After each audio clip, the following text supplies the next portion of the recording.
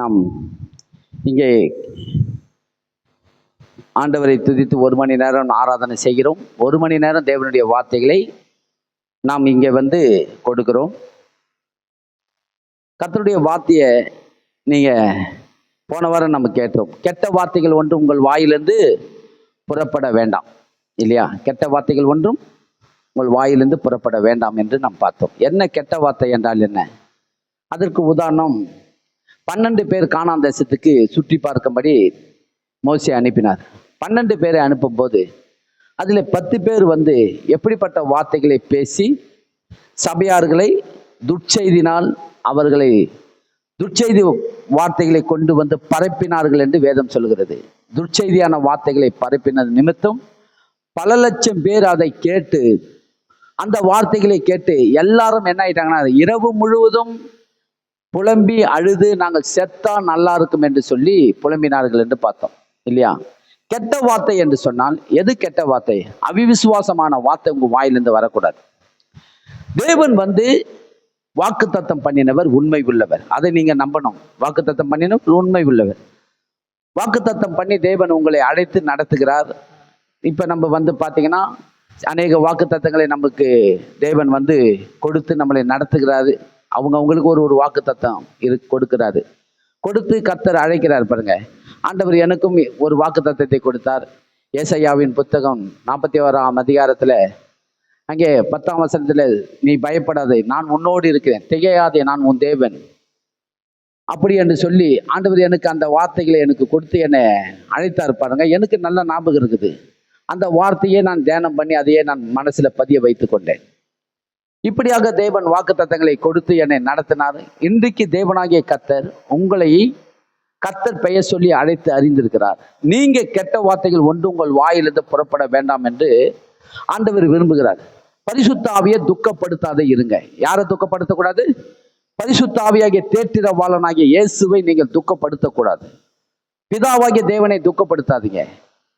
தேவனாகிய கர்த்தரை நீங்கள் துக்கப்படுத்தாதபடிக்கு உங்கள் வாயில எப்படிப்பட்ட வார்த்தைகளை பேச வேண்டாம். எப்படி இருக்கிறீங்க கேட்டா, நல்லா இருக்கிறோங்க, கர்த்தருடைய கிருபையில நாங்க நல்லா இருக்கிறோம். ஏதோ கிடக்கிறோம், ஏதோ தான். இன்னைக்கு பாத்தீங்கன்னா எல்லாரும் என்ன, ஏதோ கிடக்கிறோம், ஏதோ வண்டி ஓடுது, அப்படி இப்படிலாம் பேசுறாங்க பாருங்க. ஏதோ வண்டி ஓடுது, ஏதோ கிடக்கிறோம், ஏதோ தள்ளிக்கிட்டு போறோம், அப்படி இப்படின்னு ஏதோ கஷ்டப்பட்டு அவங்க தான் இப்போ என்ன பண்றாங்கன்னா, சூரியன் மறையறதுக்கும் சூரியன் உதைக்கிறதுக்கும் அவங்க தான் ஏதோ பிடிச்சி தள்ளுற மாதிரி, பொழுது வெடியதும் பொழுது போகிறதும் அவங்க தான் தள்ளி விடுற மாதிரி பேசுறாங்க. இப்படிலாம் இன்னைக்கு உலகத்துல பேசி என்ன பண்றாங்க பாத்தீங்கன்னா, இன்னைக்கு உலகத்தான் பேசுறது நியாயம். ஏன்னா அவங்களுக்கு சத்தியத்தை பத்தி தெரியாது. ஆனா நீங்களும் நானும் பேசுவது நியாயமா? தேவன் அதை விரும்பல. பாருங்க, ஏனென்று சொன்னால் நீங்களும் நானும் அதை பேசக்கூடாது. ஆண்டவர் அதை விரும்பல, கர்த்தர் விரும்பல, உங்களை அழைத்தவர் விரும்பல. அப்படி இருக்கும்போது இன்றைக்கு நான் உங்களுக்கு வாக்கு தத்தங்களை குறித்து, இன்றைக்கு தேவனுடைய வாக்கு தத்தங்கள் எப்படிப்பட்டதா இருக்குது, வாக்கு தத்தங்களை தேவன் கொடுத்து தாமதமானாலும் அந்த வாக்கு தத்தத்தை பெற்று சுதந்திரித்து வாழ்ந்தவங்களை குறித்து நான் உங்களுக்கு காட்ட விரும்புகிறேன். இப்ப நீங்களும் உங்களுக்கு எனக்கு தேவன் வாக்கு தத்தத்தை இந்த புதிய ஏற்பாட்டு காலத்துல என்ன வாக்கு தத்தம் கொடுத்திருக்கிறது பார்த்தீங்கன்னா, நிறைய வாக்கு தத்தங்கள் கொடுத்திருக்கிறாரு. அப்போஸ்தலனாகிய பவுல் கொடுத்திருக்கிறாரு. இயேசு மறுபடியும் வரப்போகிறார். அவர் வரும்போது உங்களையும் என்னை கிறிஸ்துவோடு கூட மேகங்கள் மேலே அழைத்து செல்லுவார். இது நமக்கு கொடுத்த வாக்குத்தான். ஏன்னா இந்த நம்ம புதிய உடன்படிக்கை பிள்ளையின் காலத்துல நம்ம இதை தான் நம்ம என்ன பண்ணோம், நோக்கி இருக்க வேண்டும். இதை தான் நம்பி நம்ம இந்த பூமியில வாழணும். இயேசு மறுபடியும் வரப்போகிறாரா இல்லையா? எத்தனை பேர் விசுவாசிக்கிறீங்க? இயேசு மறுபடியும் வரப்போகிறார். எப்படி வருவாரு? மேகங்கள் மேல் வருவார். தேவ தூதர்களோடு எக்கால சத்தத்தோடும் இயேசு வரப்போகிறார். அவர் வரும்போது கிறிஸ்துவுக்குள் மரித்தவர்கள் முதலாவது எழுந்திருப்பார்கள். அவர்களை எழுப்பி கூட்டிக்கிட்டு வருவாரு. அப்ப அவங்களெல்லாம் எழுப்பாதவங்க, அவங்க எல்லாரையும் ஆண்டவர் என்ன எப்படிப்பட்ட சரீரத்தோடு கொண்டு வரான்னா, அந்த பாவ சரீரம் அவங்களுக்குள்ள இருக்கிற அந்த பாவ சரீரத்தை நீக்கி மகிமை உள்ள சரீரத்தோடு எழும்பி வருவார்கள். அவங்க அழிவுள்ளதாகிய இருக்கிற அந்த சரீரம் அழியாமை தரித்து கொண்டு எழும்பி வரும். பாருங்க, அழிவே கிடையாது அந்த சரீரத்துக்கு. இப்ப இன்னைக்கு பாத்தீங்கன்னா சரீரம் தான் அடிக்கடிக்கு நம்மள என்ன பண்ணுது, பலவீனப்படுத்துது. படுத்துக்க சொல்லுது, உட்காந்துக்க சொல்லுது, சோர்ந்து போனா என்னென்னமோ நம்மளுக்கு என்னென்னமோ பண்ணுதும் போது அந்த சரீரத்தை நிமித்தம் நம்ம என்ன பண்ணோம், சில காரியங்கள் எல்லாம் அப்படியே சரீரம் என்ன ஆகுது, நாளுக்கு நாள் நம்ம சரீரம் அப்படியே என்ன ஆகுது, வயசாகி நம்மளுடைய தலைமுடி நரைச்சி போகுது, நம்ம சரீரெல்லாம் சுருங்கி போகுது. இது எல்லாம் அப்படியே நம்மளுக்குள்ள இருந்து இதெல்லாம் நடக்குது. பாருங்க, நம்மளுக்கு தெரியாமலே இது நடந்துக்கின்னு இருக்குது. எப்படி நடக்குதுன்னு கேட்டா, ஒரு விதை விதைக்கிறவனை கேட்கும் போது அது எப்படி முளைக்குதுன்னு கேட்டால் அவனுக்கு தெரியல. அவனுக்கு எப்படி முளைக்கிறது, எப்படி அது வேர் உண்டு, அது எப்படி கனி கொடுக்குது எங்களுக்கு தெரியும். அதே மாதிரி தான் நம்ம சரீரம். தூங்கும் போது தெரியல, எழுந்து போகும்போது நம்ம சரீரத்தை பார்க்கும்போது அப்படியே நாளுக்கு நாள் சுருங்குது. நம்மளுக்குள்ளே இருக்கிற தலைமுடிகளாம் வெள்ளையாவது நமக்கே தெரியல. அப்படியே முன்னதான் அப்படியே இந்த ஓரெல்லாம் வெள்ளையாவது, அப்படியே முன்னெல்லாம் வெள்ளையாவது, எல்லாம் வெள்ளையாவது. எப்படி நடக்குது இதெல்லாம்? இந்த சரீரம் பாவப்பட்ட சரீரம். இந்த சரீரம் அழியக்கூடிய சரீரம். அப்போ மகிமையின் சரீரத்தோடு எழுப்பி வருவாங்க. அழிவுள்ளதான சரீரத்தோடு வர மாட்டாங்க. அழிவில்லாத சரீரத்தோடு எழுப்பி வரப்போகிறாங்க.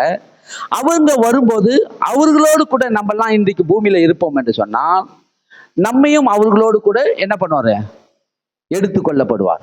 இது இப்படிப்பட்ட வாக்கு தத்தங்களை நமக்கு கொடுத்தது. அப்ப இந்த இப்படிப்பட்ட வாக்கு தத்தத்தை நீங்க என்ன பண்ணணும்னா, என்ன சூழ்நிலை வந்தாலும், எப்பக்கத்துல நெருக்கப்பட்டாலும் இந்த வாக்கு தத்தத்தை என்ன பண்ணக்கூடாது? உறுதியாய் பற்றி கொண்டு வாழணும். இப்ப உதாரணத்துக்கு நம்ம சொல்லணும்னா, நிறைய பேரை நான் உங்களுக்கு எடுத்து காட்டுறேன் பாருங்க. அவங்களுக்கெல்லாம் அந்த காலகட்டத்தில் ஆண்டவராகிய தேவனாகிய கர்த்தர் அவங்களுக்கு வாக்கு தத்தங்களை கொடுத்தாரு. அவங்களுக்கு கொடுத்த வாக்கு தத்தங்கள் முதல்ல யாருக்கு வாக்கு தத்தத்தை கொடுத்தாருன்னா, ஆபிரகாமுக்கு கொடுத்தாரு. முதல்ல யாருக்கு வாக்கு தத்தத்தை பெற்று விசுவாசித்தவர் யார் என்று சொன்னோம்? ஆபிரகாமுக்கு கொடுத்த வாக்கு தத்தம் எப்படிப்பட்டதான வாக்கு தத்தம்னு பாருங்களா. இங்க என்ன சொல்றாரு பார்த்தீங்கன்னா, எடுத்துக்கொள்ளுங்க. எபிரேயர் புத்தகம் 6ஆம் அதிகாரம் 13ஆம் வசனத்தை படிங்க. பசங்க இருக்கும்போதே அந்த மைக் ஏத்தாந்து கொடு சொல்லணும். செல்லத்தாய்க்கா ஒண்ணுதாங்க, ஓகேவா? ஜோசு அந்த மைக் ஏத்து மைக் கொடு.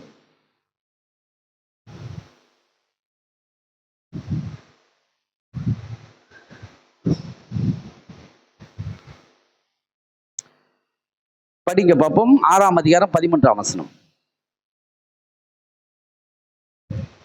எபிரேயர் புத்தகம் 6:13.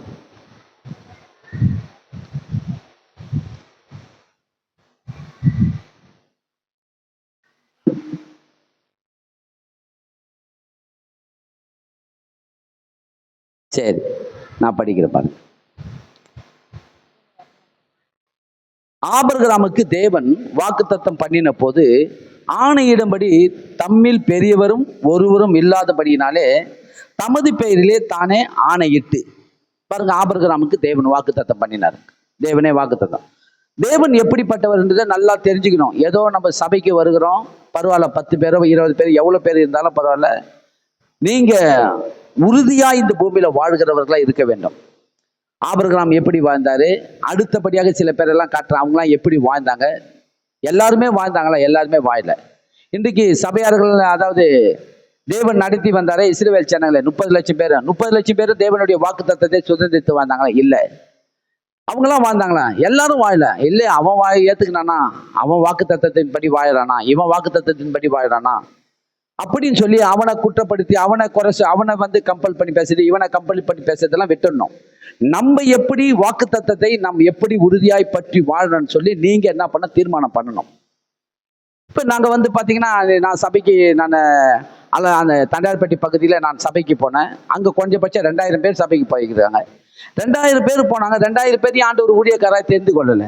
என்ன மட்டும் ஆண்டவர் உணர்த்திக்கினே இருக்கிறாரு. நீ ஊழியத்தை செய்யணும், அலமாதிக்கு போனோம் சொல்லி ஆண்டவர் உனக்கு. அப்ப எல்லாருமே அந்த தேவனுடைய ஊழியத்தை எடுத்து இல்லை பாருங்க. இவங்களெல்லாம் ஆண்டவர் அவங்கள சொல்லக்கூடாதா, இவங்கள சொல்லக்கூடாது, நீங்க என்ன கூப்பிடுறீங்கன்னு சொல்லி நம்ம போயிட்டு அவராண்ட போயிட்டு என்ன பண்ணணும், ஆர்குமெண்ட் பண்ணக்கூடாது. அப்ப எப்படி இருக்கணும்? தேவன் வாக்குத்தத்தம் பண்ணினவர் எப்படிப்பட்டவர்? அவங்கள கம்பல் பண்ணி பேசுது, இவங்களை கம்பல் பண்ணி பேசுறதுலாம் சபையில இருக்கிற உங்களுக்கு நான் சொல்லுகிறேன், யாரையுமே கம்பல் பண்ணி பேசக்கூடாது. ஆனா சபையில கொடுக்கிற வார்த்தை எனக்காக கர்த்தர் கொடுத்தார். இது எனக்கு கிடைச்ச வார்த்தை. இந்த வார்த்தையை நான் கேட்டு இதன்படி நான் நடப்பேன், இதன்படி வாழ்வேன். இதன்படி நான் நடக்கும் போது தேவன் எனக்காக வைத்திருக்கிறதை நான் பெற்றுக்கொள்வேன் என்கிற நம்பிக்கையிலே நீங்கள் வாழ வேண்டும். அப்படிப்பட்ட வாழ்க்கையில பாருங்க, ஆபிரகாமுக்கு தேவன் வாக்குத்தத்தம் பண்ணின போது ஆணையிடும்படி தமது பெயரிலே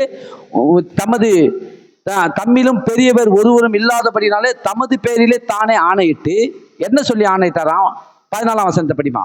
நிச்சயமாகவே நான் உன்னை ஆசீர்வதிக்கவே ஆசீர்வதித்து உன்னை பெருகவே பெருக பண்ணுவேன் என்றார். அந்தபடியே அவன் பொறுமையாய் காத்திருந்து வாக்குத்தத்தம் பண்ணப்பட்டதை பெற்றான். மனுஷர் தங்களிலும் பெரியவர் பேரில் ஆணையிடுவார்கள், உறுதி பண்ணும்படிக்கு ஆணையிடுதலே சகல விவாதத்திற்கு முடிவு.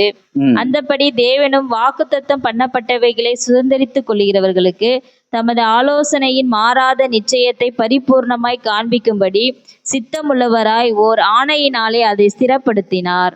நமக்கு முன் வைக்கப்பட்ட நம்பிக்கையை பற்றி கொள்ளும்படி அடைக்கலமாய் ஓடி வந்த நமக்கு 2 மாறாத விசேஷங்களினால் நிறைந்த ஆறுதல் உண்டாகும்படிக்கு எவ்வளவு வேண்டும் பொய்யுரையாத தேவன் அப்படி செய்தார். போதும், நிறுத்துங்க. பாருங்க, இங்க நல்ல அருமையாக எழுதியிருக்கிறார் பாருங்க. எபிரேயர் புத்தகத்தை எழுதின ஆசிரியர் அருமையாக ஆண்டவருடைய வார்த்தை எழுதியிருக்கிறார் பாருங்க. என்ன சொல்லி ஆண்டவர் ஆணையிட்டார் பார்த்தீங்கன்னா, ஆபிரகாமுக்கு ஒரு அற்புதமான ஒரு வாக்கு தத்தத்தை தேவனுடைய வாயிலிருந்து ஒரு வார்த்தை புறப்பட்டு வருது. நிச்சயமாகவே உன்னை ஆசீர்வதிக்கவே ஆசீர்வதித்து உன்னை பெருகவே பெருக பண்ணுவேன் என்றார்.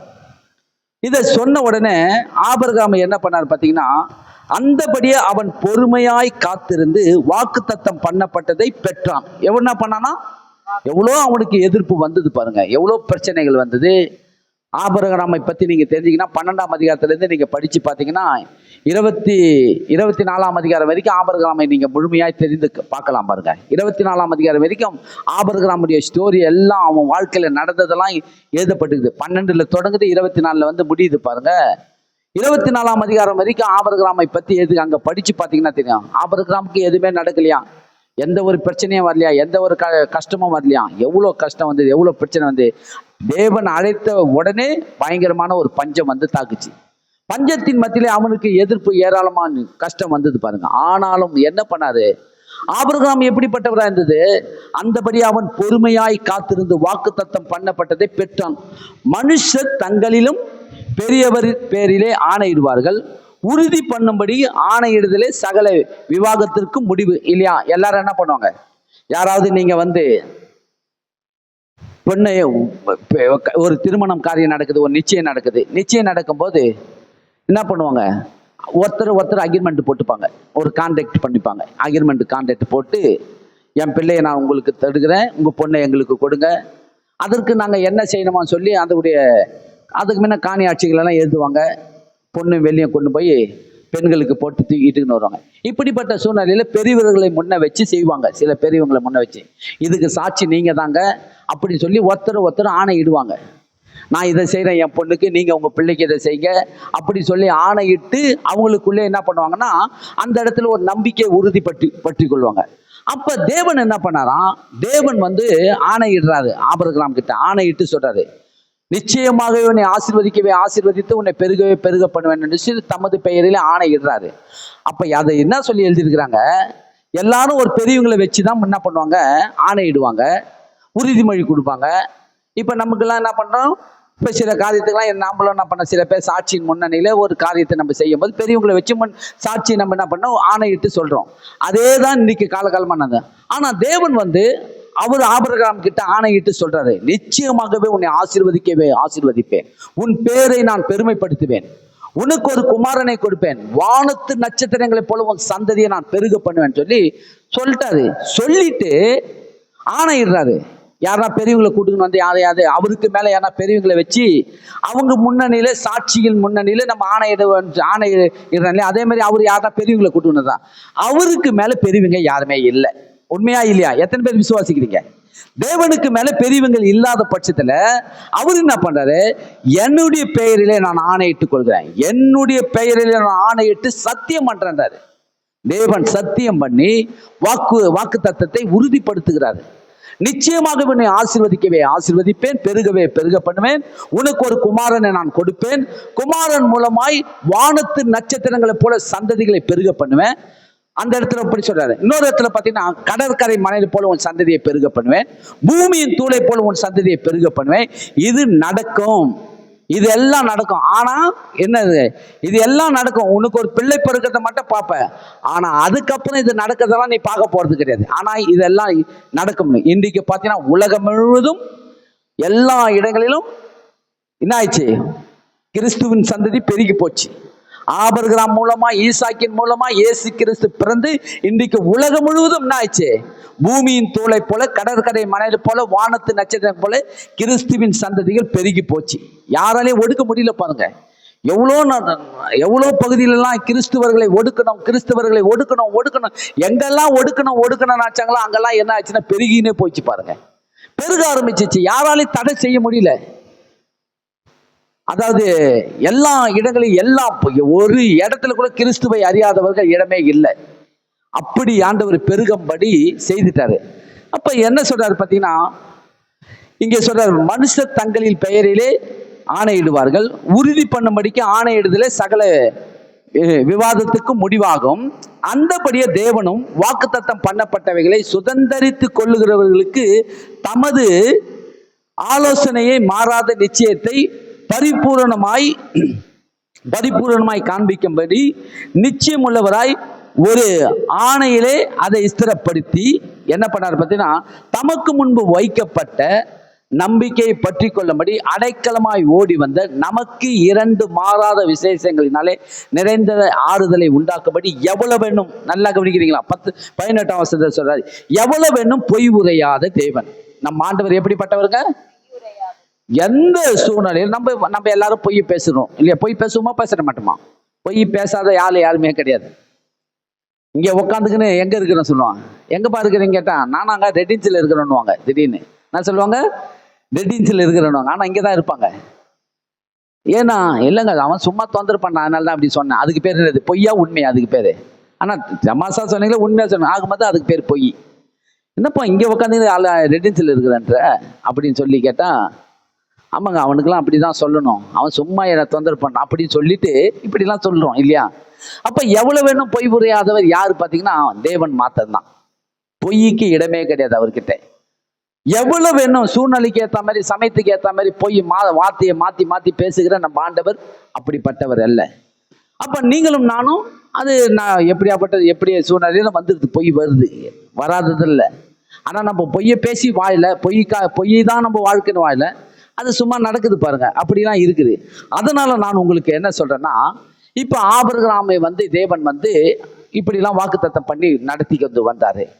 இங்க நம்ம சில பேரை நான் உங்களுக்கு காட்டுறேன் பாருங்க.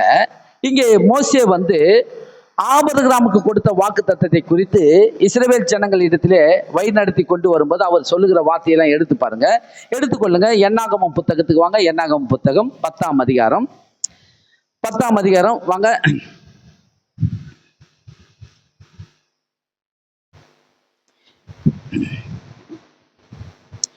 எடுத்துக்கொள்ளுங்க. இஸ்ரவேல் ஜனங்களை வழி நடத்தி கொண்டு வரும்போது தன்னுடைய மாமனார் மோசேவுடைய மாமனார் அந்த இடத்துல ஜாயின் பண்றாரு. இஸ்ரவேல் ஜனங்களை எகிப்திலிருந்து பாலும் தேனும் ஓடுகிற தேசத்துக்கு தேவன் அழைத்து கொண்டு போறாரு. கர்த்தர் வாக்குத்தத்தம் பண்ணி அழைத்து கொண்டு போறாரு. பாலும் தேனும் ஓடுகிற தேசத்துக்கு நான் இவர்களை அழைத்து கொண்டு போகிறேன், அவர்களை கொண்டு போய் சேர்ப்பேன் சொல்லி தேவன் வாக்கு கொடுக்கிறார். மோசே கிட்ட சொல்றாரு, நீ புறப்பட்டு வா, இந்த ஜனங்களை நடத்துன்னு. அப்போ மோசே என்ன சொல்றாரு பாத்தீங்கன்னா, பாருங்க இங்க என்ன சொல்றாரு பாருங்க. 10ஆம் அதிகாரம் 29ஆம் வசனத்தை படிங்க. 28 இஸ்ரவேல் புத்திரர் புறப்பட்ட போது, என்னாகமம் 10:29. அப்பொழுது மோசே தன் மாமனாகிய ரெகுவேல் எனும் மீதியானவனுடைய குமாரனான ஓபாவை நோக்கி, உங்களுக்கு தருவேன் என்று கர்த்தர் சொன்ன ஸ்தலத்திற்கு நாங்கள் பிரயாணம் போகிறோம், நீயும் எங்களோட கூட வா, உனக்கு நன்மை செய்வோம், கர்த்தர் இஸ்ரவேலுக்கு நல்ல வாக்குத்தத்தம் பண்ணி இருக்கிறார் என்றான். அதற்கு அவன், நான் வரக்கூடாது, என் தேசத்துக்கும் என் இனத்தாரிடத்திற்கும் போக வேண்டும் என்றான். போதும், நிறுத்திங்க. பாருங்க என்ன சொல்றேன்னா, அப்போது மோசே தன் மாமனாராகிய ரெகுவேல் என்னும் மீதியானருடைய குமாரனான உபாவை நோக்கி, உங்களுக்கு தருவேன் என்று கர்த்தர் சொன்ன ஸ்தலத்துக்கு நாங்கள் பிரயாணமாய் போகிறோம், நீ எங்களோடு கூட வா, உனக்கு நன்மை செய்வோம். கர்த்தர் இஸ்ரவேலுக்கு நல்ல வாக்குத்தத்தம் பண்ணியிருக்கிறார். என்ன வாக்குத்தத்தம் பண்ணியிருக்கிறாரு? நல்ல வாக்குத்தத்தத்தை பண்ணியிருக்கிறாரு. இன்னும் இன்னும் எங்க இருக்குதுன்னே தெரியல போகல. ஆனா பேசுகிற வார்த்தை எப்படிப்பட்ட வார்த்தையா இருக்குது? நல்ல வாக்குத்தத்தம் பண்ணியிருக்கிறார். நாங்க எல்லாரும் அங்க போகிறோம், புறப்பட்டு போகிறோம், நீங்களும் வாங்க மாமனாரே என்று கூப்பிடுறாரு. மாமனாரே நீங்களும் வாங்கன்றாரு. இல்லப்பா, நான் அங்கங்க வேலையை விட்டுட்டு வந்துட்டேன், என் இனத்தாரெல்லாம் விட்டுட்டு வந்துட்டேன், அதனால நான் என்ன பண்றேன்னு போக வேண்டிய சூழ்நிலை இருக்குது. நாங்கள் நல்ல வாக்குத்தத்தம் பண்ணப்பட்ட தேசத்துக்கு நாங்கள் புறப்பட்டு போகிறோம் அப்படின்னு. அதாவது போய் சேரல, இப்பதான் தொடங்கி இருக்கிறாங்க. இப்பதான் தொடங்கி நடந்துன்னு போயின்னு இருக்கிறாங்க. பகலிலே மேக ஸ்தம்பமும் இரவிலே அக்கினி ஸ்தம்பமும் இவங்க கூட நடந்துக்கிட்டு போறாங்க. சொல்ற வார்த்தை எப்படிப்பட்ட வார்த்தையாக, நீங்க மற்றவங்க இடத்துல பேசும்போது எப்படிப்பட்ட வார்த்தைகளை பேசுகிறவர்களா இருக்க வேண்டும் என்று நான் உங்களுக்கு அறிவுரை கூறுகிறேன். அதை நீங்க பற்றி கொண்டு அதை நீங்க கை கொண்டு வாழும்போது கர்த்தர் சொன்னபடியே உங்களை என்ன பண்ணுவார்னா 2 மாறாத விசேஷங்களால உங்களை ஆசீர்வதித்து பெருக பண்ணுவார். இது நிச்சயம். தேவன் எவ்வளவு வேண்டும் பொய் உரையாத கர்த்தர் என்பதை நீங்களும் நானும் அறிந்து கொள்ள வேண்டும். இவன் மோசே சொல்றாரு பாருங்க, ஏதோ சொன்னாரு, பாலும் தேனும் ஓடுகிற தேசம் சொன்னாரு. அது எங்க இருக்குதுன்னு என்ன தெரியல, எவ்வளவு தொழில் போனோன்னு எனக்கு தெரியல. நாங்க ஏதோ என்ன பண்றோம், நாங்க பகலிலே வெயிலையும் இரவிலே பனியிலையும் குளிர்லையும் நாங்க போய்கிட்டு நடந்துக்கிட்டு போறோம். மாமனாரே எதுக்கு இந்த வேலையை கூட? இன்னைக்கு ஊழியக்காரெல்லாம் பாத்தீங்கன்னா உபத்திரத்தை பத்தியே பேசுறாங்க. படாத பாடுங்க, சொல்ல முடியாத உபத்திரங்க. இவரே உபத்திரத்தின் பாடுகள் மத்தியில தான் இவர் ஊழியத்தையே செய்கிறாரு. ஊழியத்தை இவங்க சொல்றதை பார்த்தா அப்படிதான் பேசுறாங்க பாருங்க. நிறைய ஊழியக்காரங்க என்ன பண்ணாங்க, அந்த உபத்திரத்தை தான் மேன்மைப்படுத்துறாங்களே கண்டி. உபத்திரத்தின் மத்தியிலே கர்த்தர் நம்மை நடத்துகிறாரு. உபத்திரம் நம்மளை மேற்கொள்ள முடியாது. உபத்திரம் நம்மளை என்ன பண்ண முழுகி போகும்படி நம்மளை அப்படியே நம்மளை அப்படியே அடியோடு அழிக்க முடியாது. அப்படிப்பட்ட வார்த்தைகளை சொல்லாம இவங்க உபத்திரவத்தை பேசுறாங்க. ஆனா மோசே என்ன சொல்றாரு, உபத்திரவத்தை பத்தியோ தேவையில்லாத காரியத்தை பத்தி சொல்லாம என்னத்தை சொல்றாரு பார்த்தீங்கன்னா, அவர் சொல்றாரு, நாங்கள் எப்படிப்பட்ட தேசத்துக்கு போகிறோம் என்று சொன்னால், அவர் சொல்றாரு பாருங்க, எப்படிப்பட்ட நல்ல வாக்குத்தத்தம் பண்ணியிருக்கிறாரு. இஸ்ரவேலுக்கு நல்ல வாக்குத்தத்தம் பண்ணியிருக்கிற தேவன் அந்த தேசத்துக்கு நாங்க புறப்பட்டு போகிறோம், நீங்களும் வாங்கன்னு கூப்பிடுறாரு. உங்களுடைய வாயிலிருந்து எப்படிப்பட்ட வார்த்தைகள் புறப்பட வேண்டும் என்று கர்த்தர் விரும்புகிறார் பாருங்க. எடுத்துக்கொள்ளுங்க. அடுத்தது 2 சாமுவேலின் புத்தகம் 7ஆம் அதிகாரம் 21ஆம் வசனத்துக்கு வாங்க. இங்க என்ன தாவீது என்ன சொல்றாரு பாருங்க. இவங்கெல்லாம் வாக்கு தத்தத்தை சுதந்திரித்து வாழ்ந்தவங்க. இவங்கெல்லாம் வாக்கு தத்தத்தை சுதந்திரித்து கொண்டு வாக்கு தத்தத்தை சுதந்திரித்து வாழ்ந்தவங்களை குறித்து பேசுறாங்க. இவங்களும் அதை பெற்றுக்கொண்டு தேவன் தம்முடைய வாக்கு தத்தத்தின்படி என்ன செய்தார் என்றதை இவங்க சொல்றாங்க பாருங்க. எடுத்துக்கொள்ளுங்க. 2 சாமுவேலின் புத்தகம் 7ஆம் அதிகாரம் 21ஆம் வசனத்துல நம்ம பார்க்கலாம். 2 சாமுவேலின் புத்தகம் 7:21 இருந்து பார்க்கலாம் பாருங்க.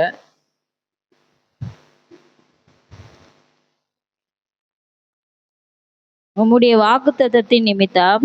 எல்லாரும் கவனிங்க. இங்க என்ன நடந்தது பார்த்தீங்கன்னா, தாவீது தேவனுக்கு ஒரு ஆலயத்தை கட்ட வேண்டும் என்று விரும்புகிறாரு. தேவனுக்கு ஒரு ஆலயத்தை கட்டணும் அப்படின்னு சொல்லி விரும்பும் போது அவருக்கு வீடையும் கட்டி கூட சேர்ந்து கட்டின்னு வராது. இப்படி இருக்கும்போது தாவீது எப்படிப்பட்ட வார்த்தைகளை பேசுறாரு பார்த்தீங்கன்னா, தாவீது சொல்ற வார்த்தைகளை பாருங்க. 20 இருந்து படிக்கலாம், அப்பதான் உங்களுக்கு புரியும். தாவீது உம்மிடத்தில் சொல்ல வேண்டியது என்ன? கர்த்தராகிய ஆண்டவராய் இருக்கிற நீர் உமது அடியானை அறிவீர். உம்முடைய வாக்குத்தத்தத்தின் நிமித்தம் படிங்க. உம்முடைய சித்தத்தின்படியேயும் இந்த பெரிய காரியங்களை எல்லாம் உமது அடியானுக்கு அறிவிக்கும்படிக்கு தயவு செய்தீர். ஆகையால் தேவனாகிய கர்த்தாவே, நீர் பெரியவர் என்று விளங்குகிறது. நாங்கள் எங்கள் காதுகளாலே கேட்ட சகல காரியங்களின்படியும் தேவரீருக்கு நிகரானவர் இல்லை, உம்மை தவிர வேற தேவனும் இல்லை. உம்முடைய ஜனமாகிய இஸ்ரவேலுக்கு நிகரான ஜனமும் உண்டோ? பூலோகத்து ஜாதிகளில் இந்த ஒரே ஜாதியை தேவன் தமக்கு ஜனமாக மீட்பதற்கும் தமக்கு கீர்த்தி விளங்க பண்ணுவதற்கும் ஏற்பட்டாரே. தேவரீர் எகிப்திலிருந்து மீட்டு கொண்டு வந்த உம்முடைய ஜனத்திற்கு முன்பாக பயங்கரமான பெரிய காரியங்களை நடத்தி உம்முடைய தேசத்திற்கும் அதிலிருந்து ஜாதிகளுக்கும் அவர்கள் தேவர்களுக்கும் உமது மகிமையை விளங்க செய்து உம்முடைய ஜனமாகிய இஸ்ரவேலர் என்றைக்கும் உம்முடைய ஜனமாய் இருப்பதற்கு அவர்களை திடப்படுத்தி கர்த்தராகிய நீர் தாமே அவர்களுக்கு தேவனானீர். போதும் பாருங்க என்ன சொல்றாரு பார்த்தீங்கன்னா, 24ஆம் வசனம் வரைக்கும் சொல்றாரு.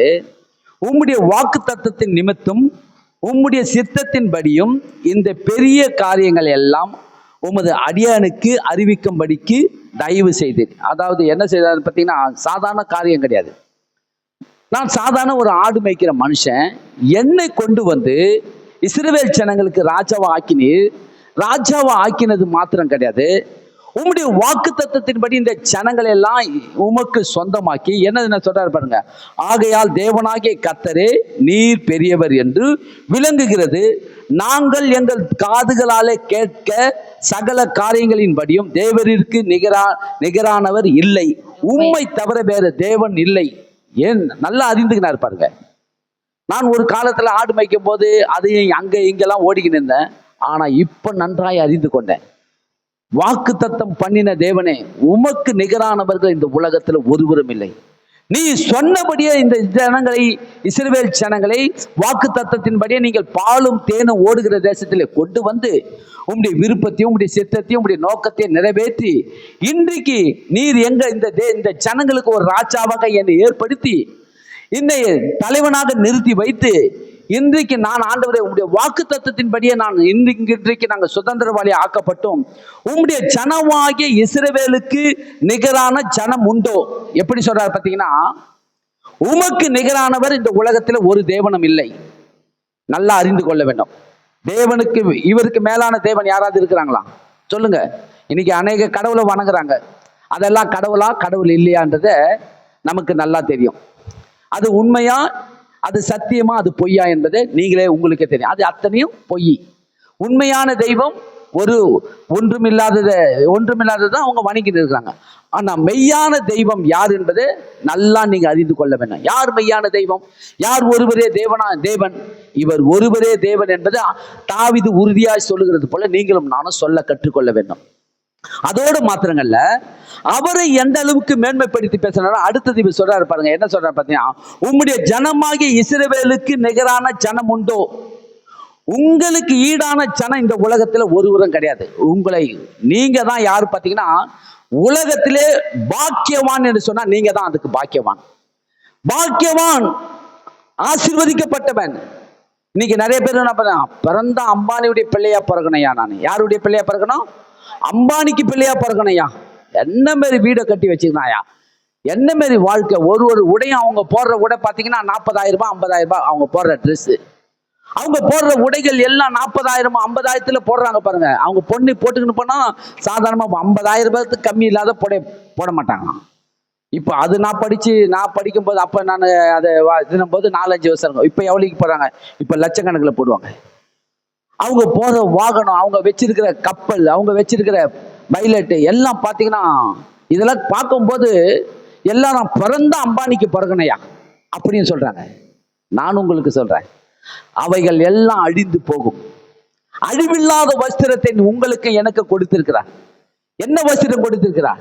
நீதியின் வஸ்திரத்தை கொடுத்திருக்கிறார் கர்த்தர். உங்களுக்கு நிகரானவர் இந்த உலகத்துல ஒருவரும் இல்லை. இங்க தாவீது சொல்றாரு பாருங்க. ஏனென்று சொன்னா, அம்பானிக்கு பிள்ளையாய் இருப்பதை காட்டிலும் என் வானத்தையும் பூமியை உண்டாக்கின தேவனாகிய கர்த்தருக்கு நான் பிள்ளை. கைகளை தட்டி நம் கர்த்தரை மகிமைப்படுத்துங்க. அவருடைய பிள்ளை. இதை யாரும் விலை கொடுத்து வாங்கி பெற்றுக்கொள்ளக்கூடிய காரியம் கிடையாது. இலவசமாய் அவருடைய கிருபையினாலே நீங்களும் நானும் அவருக்கு பிள்ளைகளாக ஆக்கப்பட்டோம். அவருடைய ரத்தத்தினால் கழுவப்பட்டு நீதிமான ஆக்கப்பட்டு அவருடைய சொந்த ஜனமா ஆக்கப்பட்டோம். அம்பானி அழிஞ்சு போயிடுவாரு. அம்பானி இருப்பாரா? அம்பானி அவர் குடும்பம் அவர் சந்ததி எல்லாம் ஒன்றுமில்லாமல் பொருளாய் போயிடும். ஆனா என்றென்றைக்கு அழிவில்லாத ராஜ்யத்திலே நீங்களும் நானும் சேர்க்கப்பட்டோமே, அதை கொஞ்சம் நினைத்து பாருங்க. அழிவில்லாத ராஜ்யத்திற்கு சொந்தக்காரராக ஆக்கப்பட்டோம். வானத்தையும் பூமியை உண்டாக்கின தேவனுடைய பிள்ளைகள் ஆக்கப்பட்டோம். அவருடைய பிள்ளைகள். அதனால இங்க என்ன சொல்றாரு பாருங்க, உன் ஜனமாகிய இஸ்ரவேலுக்கு நிகரான ஜனம் உண்டோ? பூலோகத்தார் ஜாதிகளில் இந்த ஒரே ஜாதியை தேவன் தமக்கு ஜனமாக மீட்கிறதுக்கும் தமக்கு கீர்த்தியை விளங்க பண்ணுகிறதற்கும் ஏற்பட்டாரே. தேவன் நீர் எகிப்திலிருந்து மீட்டு கொண்டு வந்த உம்முடைய ஜனத்திற்கு முன்பாக பயங்கரமான பெரிய காரியங்களை நடத்தி உம்முடைய தேசத்திற்கு அதிலிருந்து ஜாதிகளும் அவர்கள் தேவர்களுக்கும் உமது மகிமையும் விளங்க செய்தீர்.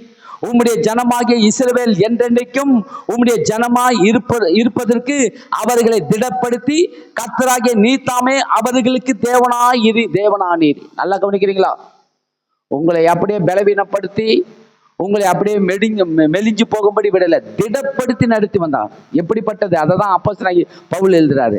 நம்மளை அழைத்து சீர்படுத்துகிறாரு, ஸ்திரப்படுத்துகிறாரு, பலப்படுத்துகிறாரு, நிலைநிறுத்துறாரு. நம்மளை என்ன பண்றாரு சொல்லுங்க பார்ப்போம்? ஃபர்ஸ்ட் நம்மளை என்ன பண்றாரு? சீர்படுத்துகிறாரு, அப்புறம் ஸ்திரப்படுத்துகிறாரு, அப்புறம் பலப்படுத்துகிறாரு, அப்புறம் என்ன பண்றாரு? நிலை நிறுத்துகிறார். உறுதியாய் தேவனை பற்றி கொள்ளக்கூடிய அந்த சக்தியின் பலனை நமக்கு கொடுத்து நம்மை நடத்துகிறார். அததான் தாவீது சொல்றாரு, ஆண்டவரே இந்த இஸ்ரவேல் ஜனங்களை நீர் ஆண்டவரே அவர்களை உமக்கு முன்பாக நீர் ஆண்டவரே நீதான் ஆண்டவரே திடப்படுத்தினீரப்பா சொல்றாரு. வாக்கு தத்தம் எப்படிப்பட்ட வாக்கு தத்தம்? தேவன் கொடுத்த வாக்கு தத்தத்தை நீங்களும் நானும் என்ன பண்ணணுமா? கண்ணு முன்னாடி வச்சு பேச கற்றுக்கொள்ள வேண்டும். கடைசியில உங்களுக்கு நல்லா புரியும் பாருங்க. அடுத்தது பாருங்க, இன்னொரு மனுஷன் என்ன சொல்றாரு பாருங்க. 1 ராஜாக்களின் புத்தகத்துக்கு வாங்க, அங்க என்ன சொல்றாரு பாருங்க. அந்த மனுஷன் சொல்ற வார்த்தையை நாம் பார்ப்போம். 1 ராஜாக்களின் புத்தகம் 1ஆம் அதிகாரம் 9ஆம் வசனத்தை படிங்க. 1 ராஜாக்களின் புத்தகம் 9ஆம் வசனத்தை படிங்க.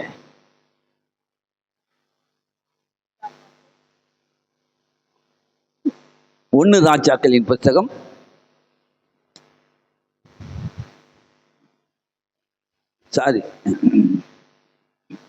2 ராஜாக்கள் படிங்க.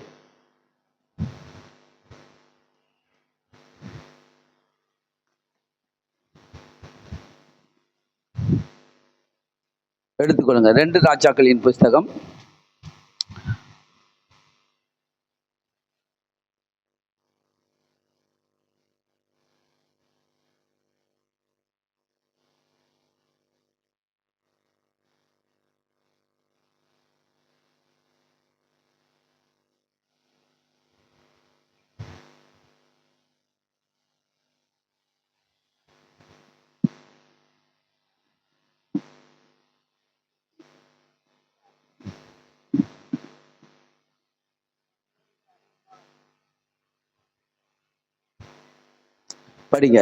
1 ராஜாக்கள் 8ஆம் அதிகாரம் 9ஆம் 56ஆம் வசனத்தை படிங்க. 1 ராஜாக்கள் 8:56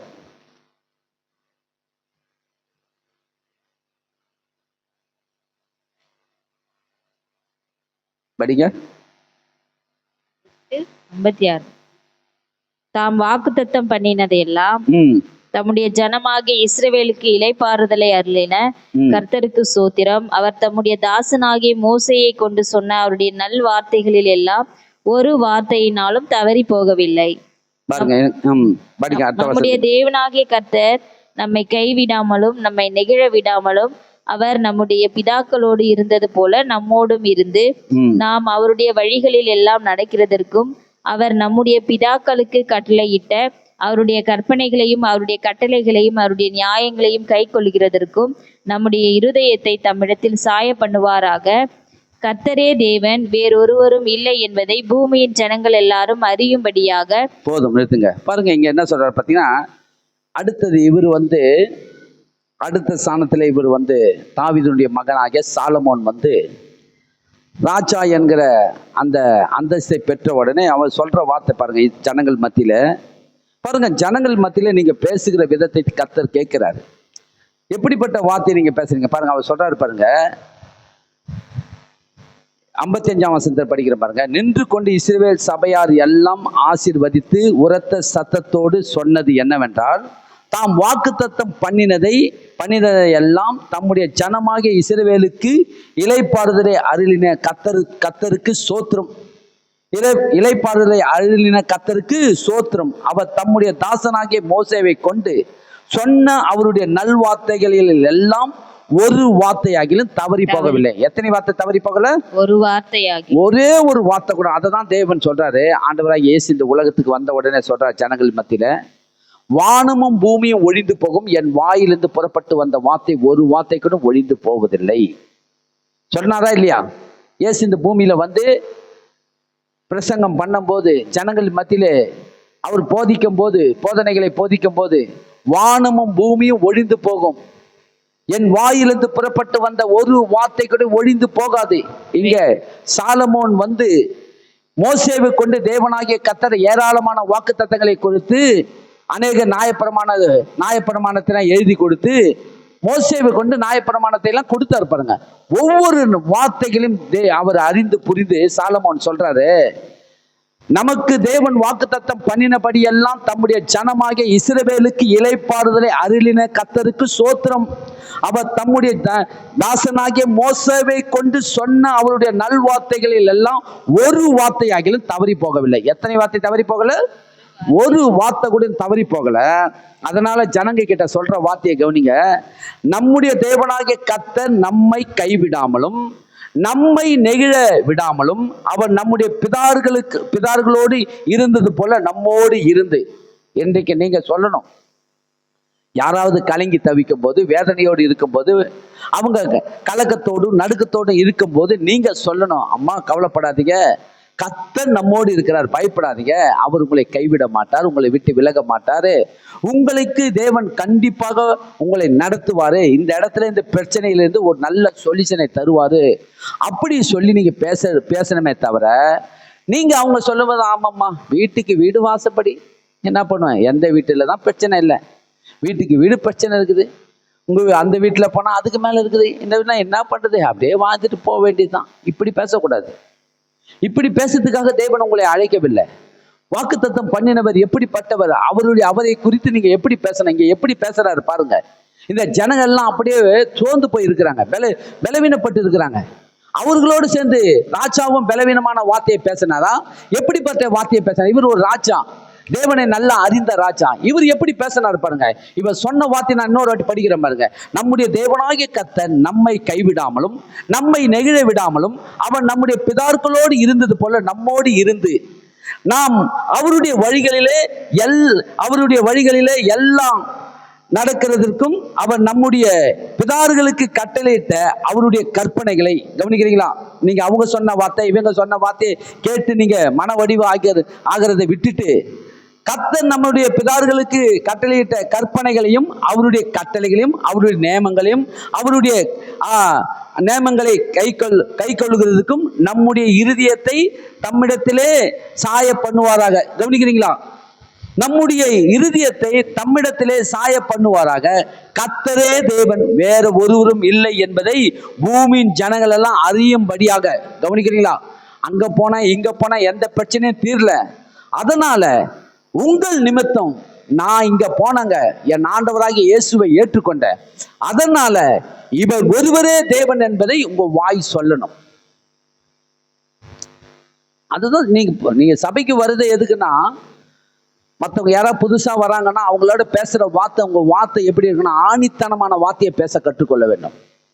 உங்க வாயிலிருந்து வர இல்லைங்க, நாங்களும் ஒரு காலத்தில் இப்படிதான் அதாவது என்ன செய்வோம் ஏது செய்வோம் வழி தெரியாமல் அலைந்து திரிந்து கொண்டிருந்தோம். இன்றைக்கு என் தேவனாகிய கர்த்தரை ஏற்றுக்கொண்டோம், எங்கள் இயேசுவை ஏற்றுக்கொண்ட பிறகு இன்றைக்கு நாங்கள் எல்லாவற்றிலும் நாங்கள் சுகமாக இருக்கிறோம். உங்களை பொய்யை சொல்ல நான் பொய்யை சொல்லலை. பொய்யை சொல்லி நம்ம தேவனை வந்து என்ன பண்ண வேண்டாம், பரப்ப வேண்டாம். நடந்த சத்தியத்தை அப்படியே சத்தியத்தின்படியே சொல்ல கற்றுக்கொள்ளுங்க. என்னை கேட்டீங்கன்னா நான் பொய் சொல்லணும்னு பொய் சொல்ல வேண்டிய அவசியம் இல்லை. ஏன்னா என் வாழ்க்கையில நடந்த ஏராளமான உபத்திரங்களும் பாடுகளும் கேடுகளும், நான் வாழ்ந்த வாழ்க்கையை பார்க்கும்போது கர்த்தர் இன்றைக்கு எல்லாவற்றிலும் என்னை உயர்த்தி வைத்திருக்கிறா. இதை நான் சொல்லியே தீரணும். யாராவது கிட்டலாம் சொல்லணுமோ, போய் வாங்க உங்க வீட்டுக்கு நான் சொன்னேன் என்கிட்ட இல்லை. பாருங்க, யாராவது வந்து உங்களோடு அவங்க பகிர்ந்து கொள்ளும் போது, பலவீனமான வார்த்தைகளை பேசும்போது நீங்க என்ன பண்ணணுமா, கர்த்தரை பற்றி சொல்லுகிறவர்களாக இருக்க வேண்டும். வாக்குத்தத்தம் பண்ணினவர் உண்மை உள்ளவர். எப்படி சொல்றாங்க பாருங்க, எப்படிப்பட்ட வார்த்தையை. தாவீது என்ன சொன்னாரு? தாவீது சொன்ன வார்த்தையை கேட்டோம். மோசே சொன்னாரு, என்ன சொன்னாரு? மோசே சொன்ன வார்த்தையை கேட்டோம். இப்ப சாலமோன் என்ன சொல்றாரு? சாலமோன் சொல்ற வார்த்தையை கொஞ்சம் நம்ம கேட்கிறோம் இல்லையா? இப்படிப்பட்ட வார்த்தைகளை உங்கள் வாயில நீங்கள் பேசுவீர்கள் என்று சொன்னால், அதான் சொல்ற, கர்த்தரே தேவன், வேறு ஒருவரும் இல்லை என்பதை பூமியின் ஜனங்கள் எல்லாம் அறியும்படியாக. அப்ப அறியும்படியாக என்று சொன்னார். நீங்க தான் நானும் தான் அதை என்ன பண்ணணும், அறிவிக்க வேண்டும். 2 ராஜாக்களின் புத்தகம் 1ஆம் அதிகாரம் 9ஆம் வசனம் படிங்க. 2 ராஜாக்களின் புத்தகம் 1:9 படிங்க.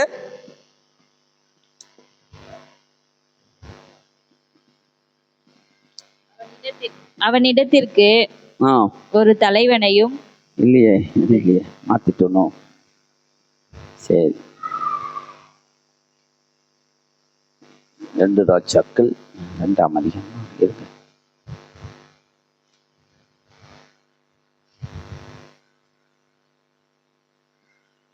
சரி, சரி, இருக்கட்டும், முடுங்க. எடுத்துக்கொள்ளுங்க, புதிய ஏற்பாட்டு புத்தகத்துக்கு வாங்க. 2 தான் புதிய ஏற்பாடு புத்தகம், தீர்த்து புத்தகத்துக்கு வாங்க. இங்க என்ன சொல்றாரு பாருங்க. அப்போஸ்தலனாகிய பவுல் சொல்லுகிற வார்த்தையை கவனிப்போம். தீர்த்துவின் புத்தகம்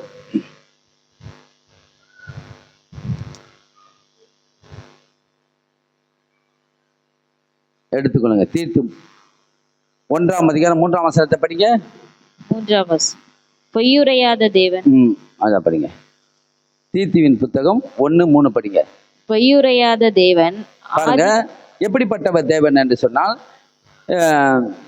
2ல படிங்க, அப்பதான் உங்களுக்கு தெரியும். பிதாவாகிய தேவனாலும் நம்முடைய இரட்சகராக இருக்கிற கர்த்தராகிய இயேசு கிறிஸ்துவினாலும் கிருபையும் இரக்கமும் சமாதானமும் உண்டாவதாக.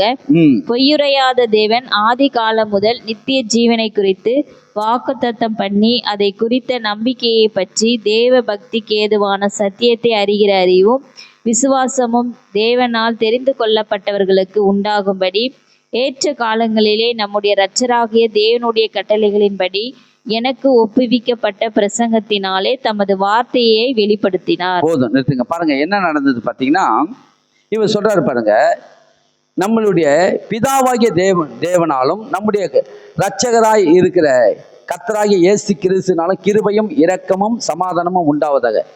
பொய் உரையாத தேவன். எப்படிப்பட்ட தேவன் இவரு? அங்க நம்ம பார்த்தோம் இல்லையா? யார் சொன்னது பொய் உரையாத தேவன் என்று? தாவீது சொன்னாரு இல்லையா? பொய் உரையாத தேவன். இவர் பொய் உரையாத தேவன் என்று தாவீது அங்க சொன்னாரு. இங்க அப்போஸ்தலனாகிய பவுல் சொல்றாரு, எப்படிப்பட்ட தேவனா? பொய் உரையாத தேவன் ஆதி காலம் முதல் நித்திய ஜீவனை குறித்து. ஆதி காலம் முதல்னா வானமும் பூமியை உண்டாக்கின நாள் முதல் கொண்டு எதை குறித்து பேசிக்கொண்டு வர்றாருன்னா, அழிவை குறித்து பேச வரல, நித்திய ஜீவனை குறித்து பேசிக்கொண்டு வர்றாரு.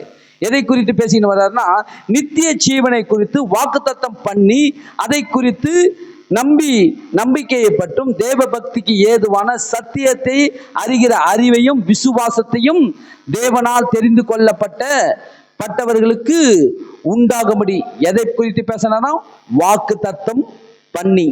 எதை பண்ணினாரு? வாக்கு தத்தத்தை குறித்து. எதை குறித்துங்க பேசிக்கொண்டு வந்தாரு? இன்றைக்கு வாக்கு தத்தத்தை குறித்து தான் இன்றைக்கு எல்லா இடங்களிலும் ஆண்டவர் மோசேவை கொண்டு பேசிக்கொண்டு வந்தாரு. மோசேயை கொண்டு பேசின வார்த்தைகளே தாவீது ராஜா கேட்டு அதன்படி நடந்தாரு. அடுத்தது சாலமோன் நடந்தாரு. அடுத்தது மோசேவும் என்ன பண்றாரு?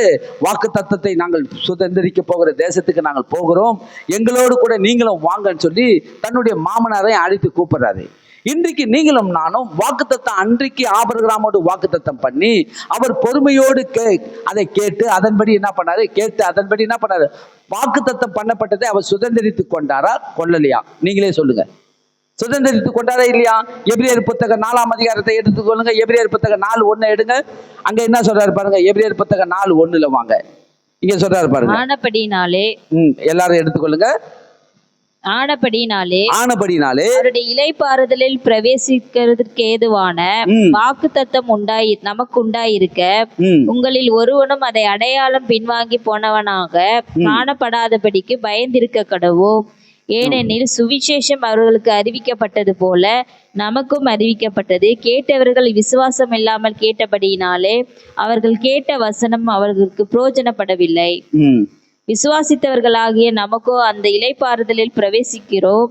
அவருடைய கிரியைகள் உலக தோற்றம் முதல் முடிந்திருந்தும் இவர்கள் என்னுடைய இளைப்பாறுதலில் பிரவேசிப்பதில்லை என்று என்னுடைய கோபத்திலே ஆணையிட்டேன் என்றார். மேலும் தேவன் தம்முடைய கிரியையை எல்லாம் முடித்து 7ஆம் நாளிலே ஓய்ந்திருந்தார் என்று 7ஆம் நாளை குறித்து ஒரு இடத்தில் சொல்லி இருக்கிறார். போதும், நிறுத்திங்க. இங்க பாருங்க என்ன நடந்தது பாத்தீங்கன்னா, ஆனபடினாலே அவருடைய இளைப்பாறுதலை பிரவேசிப்பதற்கு ஏதுவான வாக்குத்தத்தம் நமக்கு உண்டாயிருக்க உங்களில் ஒருவனும் அதை அடையாமல் பின்வாங்கி போவானாக காணப்படாதபடிக்கு பயந்திருக்க கடுவோம். ஏன்னா வாக்குத்தத்தம் கண்ணு முன்னாடி கொடுக்கறது கிடையாது. வாக்குத்தத்தம் கண்ணு முன்னாடி கொண்டு இருந்தாங்க, நான் என்னென்ன பொருளெல்லாம் உங்களுக்கு கொடுக்க போறேன் இருந்தாங்கன்னு சொல்லி எல்லாத்தையும் கொண்டு கண்ணு முன்னாடி வைக்கிறதுக்கு பேர் அதுக்கு பேர் வாக்குத்தத்தம் கிடையாது. அது வாங்கின்னு வந்தாச்சு. இனி வாங்கின்னு வந்ததை நம்ம விசுவாசிக்கிறதுக்கு ஒண்ணுமே கிடையாது இல்லையா? வாங்கின்னு வந்த பொருளை விசுவாசிக்கிறதுக்கு என்ன இருக்குது? வாங்கின்னு வந்தாச்சு, கொடுத்தாச்சு, அதை யூஸ் பண்ண போறோம், அவ்வளவுதான். ஆனா கிடைக்காத பொருளை ஒவ்வொரு நாளும் விசுவாசித்து அதை தான் சொல்றாரு. காணாததை என்ன சொல்றாரு பாருங்க. என்ன போட்டுக்குது பாத்தீங்கன்னா, காணப்படாதபடிக்கு பயந்திருக்க கடுவோம். எப்படி இருக்கணுமா? எனக்கு தேவன் வாக்குத்தத்தம் பண்ணியிருக்கிறாரு, வாக்குத்தத்தம் பண்ணினதை தேவன் நிறைவேற்ற வல்லவராக இருக்கிறார் என்று சொல்லி ஆபிரகாம் ஒவ்வொரு நாளும் கர்த்தர் சொன்னதை செய்வார். சாராள் வந்து சொல்றாங்க, யோ உனக்கு கல்யாணம் ஆகி உனக்கு இனிமேட்டு எங்கேயா பிள்ளை பிறக்க போகுது? சாராள் சொல்லிட்டாங்க பாருங்க, இனி எப்படி உனக்கு பிள்ளை பிறக்க போகுது? என்னுடைய கர்ப்பம் செத்து போச்சே, என்னுடைய சரீரம் செத்து போச்சு, இனி பிள்ளை பிறகுறதுக்கு வாய்ப்பே இல்லை, உனக்கு ஒரு கல்யாணத்தை பண்ணி வைக்கணும். பண்ணியும் வச்சுட்டாங்க அந்த அம்மா. எகிப்து தேசத்தை ஆகிய அடிமைத்தனத்தின் பெண்ணாகிய ஆகார பண்ணி முடி வச்சுட்டாங்க பாருங்க. மாம்ச ரீதியா இவங்க ஒரு காரியத்தை செஞ்சிடறாங்க. தன்னுடைய மனைவிக்கு இணைந்து செவி கொடுத்து கேட்டார் என்று ஆபிரகாமை பார்த்து தேவனே சொல்றாரு, சரி விடு, பண்ணிட்ட, ஏதோ நீ ஆவேசத்துல பண்ணிட்ட, இருந்தாலும் வாக்கு தத்தத்தின்படி உனக்கு ஒரு நான் பிள்ளையை கொடுப்பேன், அது நடக்க போகுது என்று சொன்ன அதை விசுவாசத்தோடு நம்பி காத்து கொண்டு இருந்தார் ஆபிரகாம். அதுதான் சொல்றாரு, வாக்கு தத்தம் என்பது கண்ணு முன்னாடி வைக்கக்கூடிய பொருள் கிடையாது, அது மறைவாக இருக்க வேண்டிய பொருள். அதை எப்படி நீங்க பெற்றுக்கொள்ளணும்? விசுவாசத்தோடு தான் நீங்க பெற்றுக்கொள்ளணும். அதை தான் சொல்றாரு. அதை சொல்றாரு பாருங்க. இன்றைக்கு நீங்களும் நானும் அந்த வார்த்தைகளை நீங்க எப்படி ஏற்றுக்கொள்ள வேண்டும்னா 2ஆம் வசனம் தெளிவா சொல்லிட்டு பாருங்க. எபிரேயர் புத்தகம் 2ஆம் அதிகாரம் 2ஆம் வசனம் என்ன சொல்லுது பாருங்கன்னா, நான் படிக்கிறேன் பாருங்க.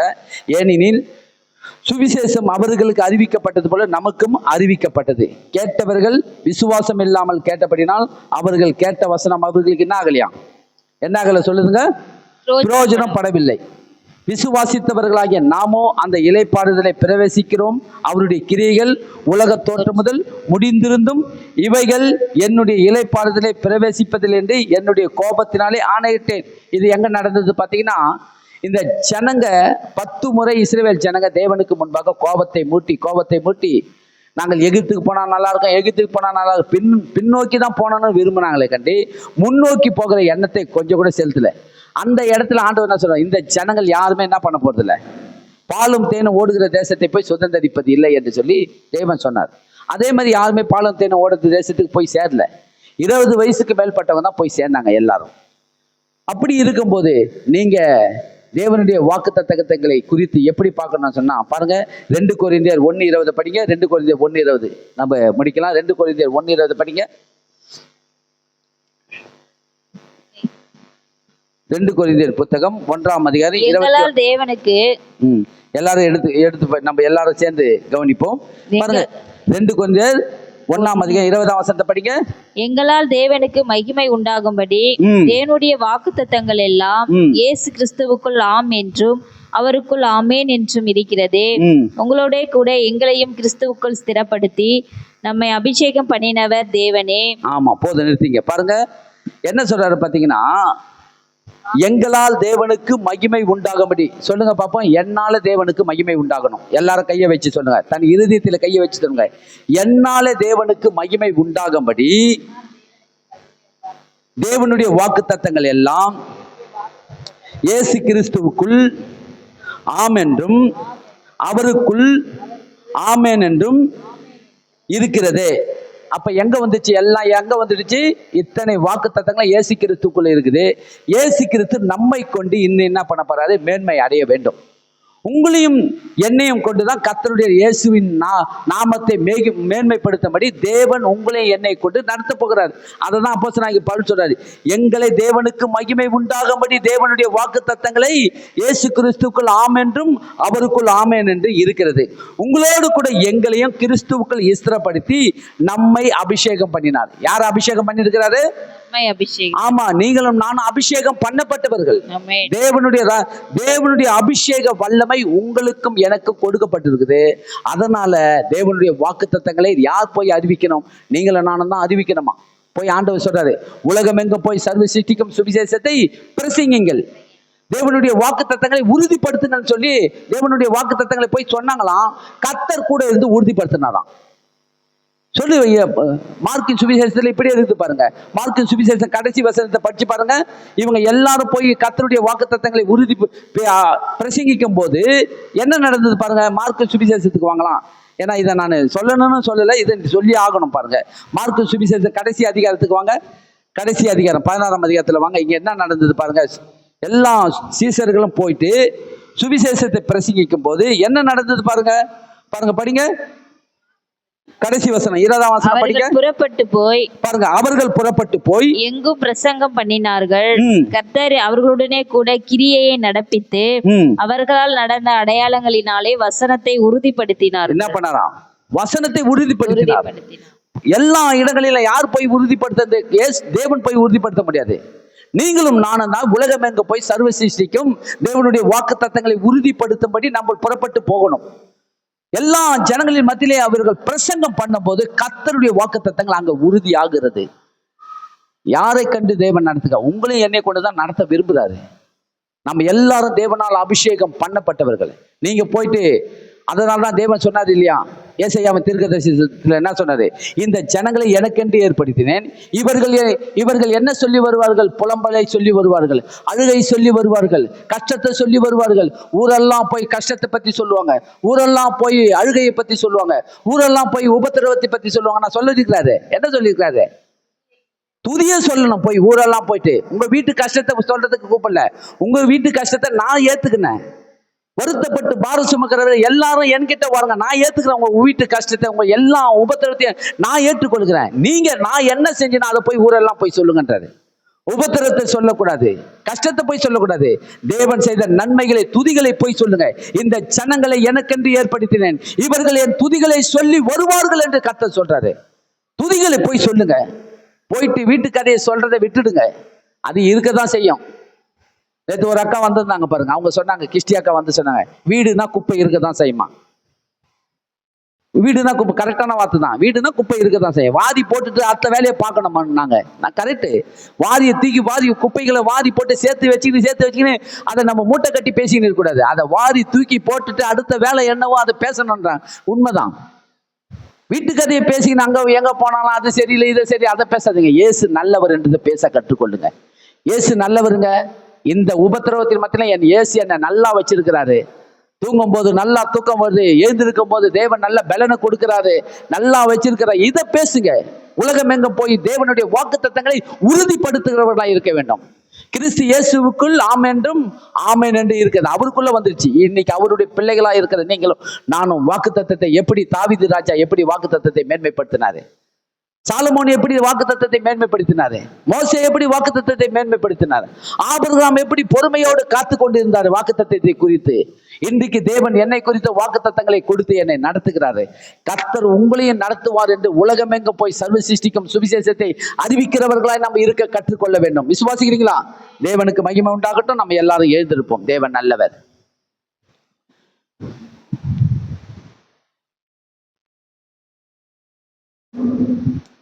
சோத்திரம். நன்றி ஆண்டவரே. நன்றியோடு இந்த காலை வேலைக்காக நன்றி சொல்லுகிறோம் அப்பா. இந்த நாளிலே என் தேவன் தாமே ஆண்டவரே வாக்குத்தத்தம் பண்ணினவர் உண்மை உள்ளவர் என்று முழு நிச்சயமாய் நம்பி ஆண்டவரே ஆபிரகாம் பொறுமையோடு உங்களுடைய வாக்கு தத்தத்தை காத்திருந்தார் என்று பார்க்கிறோம் அப்பா. நிச்சயமாகவே ஆசீர்வதிக்கவே, ஆசீர்வதித்து பெருகவே பெருக பண்ணுவேன். தமது பெயரிலே ஆணையிட்ட தேவனே, எவ்வளவு வேணும் பொய் உரையாத எங்கள் தகப்பனே, உமக்கு கோடி சோத்திரம். இன்றைக்கு வாக்கு தத்தங்கள் எல்லாம் கிறிஸ்து இயேசுக்குள்ளே ஆம் என்றும் ஆமேன் என்றும் இருக்கிறது ஆண்டவரே. இந்த வாக்கு தத்தங்களை நாங்கள் எங்கும் போய், உலகம் எங்கும் போய் சர்வ சிருஷ்டிக்கும் சுவிசேஷத்தை பிரசங்கிக்கும் போது என் தேவன் வாக்கு தத்தங்களை உறுதிப்படுத்துகிறவராய் இருக்கிறீரப்பா. நாங்கள் உங்களுடைய நாமத்தை பறைசாற்றுவோம். உலகம் எங்கும் போய் ஆண்டவரே எங்களுடைய வீட்டு கதையை சொல்லுவதற்கு நாங்கள் போக மாட்டோம். எங்கே போனாலும் கர்த்தரை பற்றி நாங்கள் அறிவிக்கிறவர்களாய் இருப்போம். இயேசுவை பற்றி தெரிவிக்கிறவர்களாய் இருப்போம் ஆண்டவரே. எவ்வளவு நல்ல தேவன் ஆண்டவரே. பாவத்தில் இருந்தோம், அக்கிரமத்தில் இருந்தோம், துரோகிகளாய் இருந்தோம், சத்துருக்களாய் இருந்தோம். இன்றைக்கு நீதிமான்கள் ஆக்கப்பட்டோம். நாங்கள் பிள்ளைகளா ஆக்கப்பட்டோம் அப்பா. வானத்தையும் பூமியை உண்டாக்கின தேவனாகிய கர்த்தருடைய பிள்ளைகளா ஆக்கப்பட்டதை இன்றைக்கு விசுவாசத்தோடு எல்லா இடங்களிலும் வெட்கப்படாமல் நாங்கள் பேசுவோம் ஆண்டவரே. என் தேவனுடைய கரத்தில் ஒப்புக் கொடுக்கிறோம். ஆசீர்வதிங்க, வழி நடத்துங்க. என் சபை மக்களை ஆண்டவரே பெருக பண்ணுங்க. எல்லாவற்றிலும் வாழ்ந்து சுகமாய் இருக்கட்டும். என் தேவனுடைய நாமத்தில் வேண்டிக் கொள்கிறோம். இயேசுவின் நாமத்தை ஜெபிக்கிறோம் எங்கள் ஜீவனுள்ள நல்ல பிதாவே, ஆமென். என் ஆத்துமாவே கர்த்தரை ஸ்தோத்திரி, என் முழு உள்ளமே பரிசுத்த நாமத்தை ஸ்தோத்திரி. என் ஆத்துமாவே கர்த்தரை ஸ்தோத்திரி. கர்த்தர் செய்த சகல உபகாரங்களை மறவாதே. கர்த்தராகிய இயேசு கிறிஸ்துவின் கிருபையும் பிதாவாகிய தேவனுடைய அன்பும் பரிசுத்த ஆவியானுடைய ஐக்கியமும் சமாதானமும் சந்தோஷமும் நம் சபையார் அனைவரோடு கூட இருப்பாராக. ஆமென். ஒருவரை ஒருவர் கை கொடுத்து வாக்கு தத்தங்களை குறித்து நம்ம எல்லா இடத்திலும் நம்ம மேன்மைப்படுத்துவோம் என்று சொல்லுங்க. ஆமென்.